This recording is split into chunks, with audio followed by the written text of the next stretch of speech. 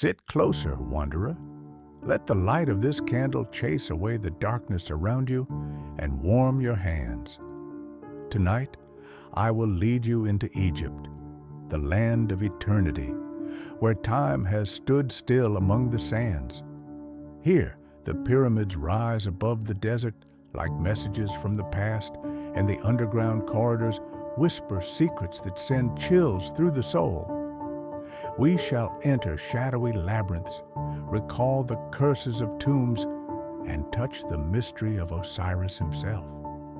Every discovery here is not just a stone or an artifact. It is a question without an answer, a hint of forgotten knowledge, proof that the past is far more mysterious and darker than it seems. So sit comfortably and listen. Ahead lies a journey along roads where eternity still guards its secrets.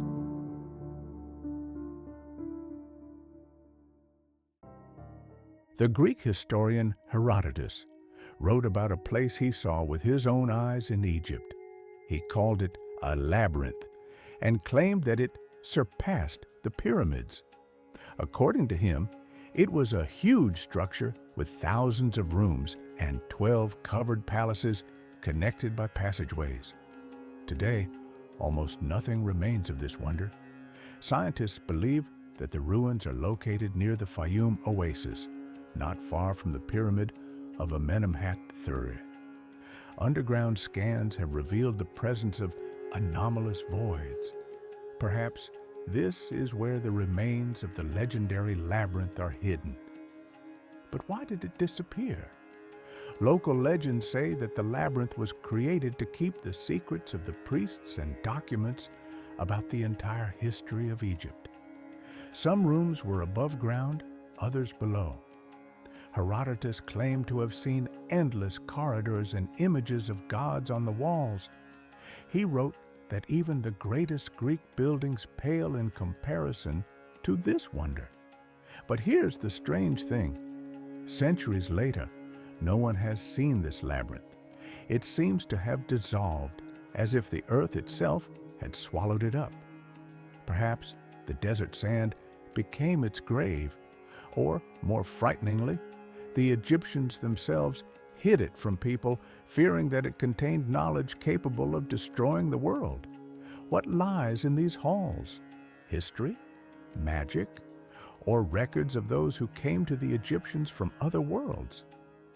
Herodotus's labyrinth remains one of the most mysterious places that humanity has never been able to reclaim.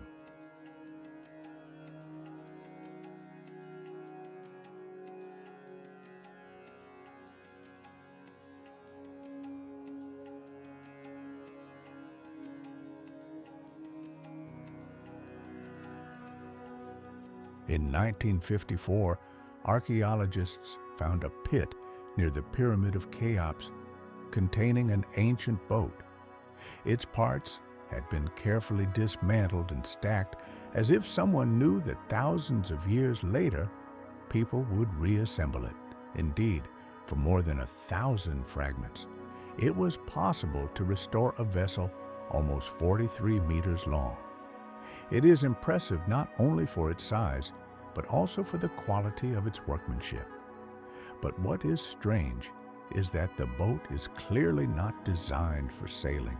It is too fragile and has no attachments for sails or oars. The question arises, why did the Egyptians create it? The official version says that it is a sunboat, a symbolic ship on which the pharaoh was to travel to the afterlife. But when you look at the graceful lines of the hull and the carefully fitted planks, you think, would people have put so much effort into just a symbol? There are theories that the boats were used to transport stones to the pyramids. But archaeologists quickly rejected this idea. They are too elegant for heavy work. That leaves one possibility. We are dealing with ritual technology, possibly related to the belief in the movement of the sun across the sky. However, some researchers see them as remnants of knowledge about transportation that the Egyptians inherited from unknown predecessors. Today, the boats are on display in a museum. They stand there, silent, as if waiting to touch the water again, whether it be the waters of the Nile or the river that leads to other worlds.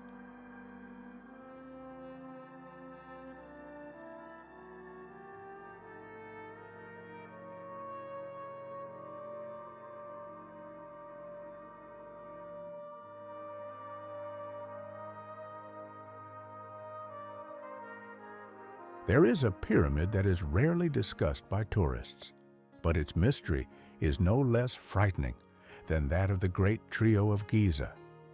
This is the pyramid in Tulin. It is destroyed, like the one in Meidum, but its ruins leave an even more disturbing impression. The stone blocks seem to have been blown up from the inside. Archaeologists have long debated the cause of the destruction. The official version is that it was due to construction errors. But some researchers argue that the nature of the damage is too unusual. The stones scattered as if an unknown energy had burst out from within. Could this be evidence of a catastrophe that even the Egyptians themselves could not explain? There is a legend among the locals that the Tulin Pyramid was not built by humans, but by beings who came from the heavens. It served as a beacon or a repository of knowledge. When the time came, its heart was destroyed so that the secret would not be passed on to future generations. The legend seems crazy, but when you stand at the foot of the ruined walls, you begin to doubt that what you see before you is just the remains of a failed construction project.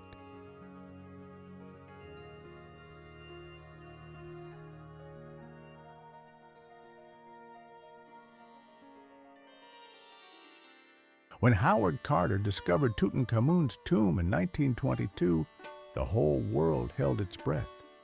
But with it came the legend of the curse. Many members of the expedition soon died from mysterious illnesses, accidents, even insect bites. Newspapers trumpeted the revenge of the pharaoh. Scientists later explained it away as mold, bacteria, or coincidence. But is it really possible to dismiss the fear that prevailed at the time so easily? People who worked near the sarcophagus spoke of strange noises in the night, of feeling as if they were being watched.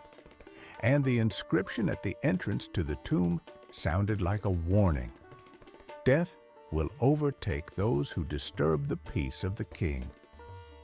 To this day, archaeologists treat such inscriptions with respect. They may be just words, but when you stand in front of the door behind which the dead pharaoh has slept for thousands of years, and remember that dozens of your predecessors went to their graves shortly after the excavations, you feel uneasy. Perhaps the curse is not magic, but the memory of the earth itself, which does not forgive those who disturb its peace.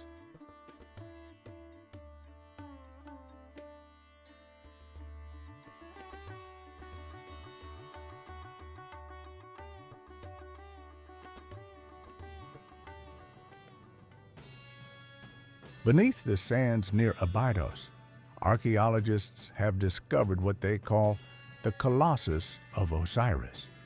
It is a huge statue and underground complex that some believe to be the symbolic coffin of the god of the dead.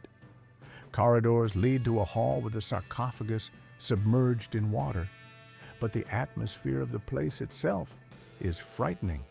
It is always damp inside, and the water does not drain even when pumped out. The sarcophagus is closed, and no one knows what is inside. Some archaeologists believe that it is simply a temple symbol, but there is a legend.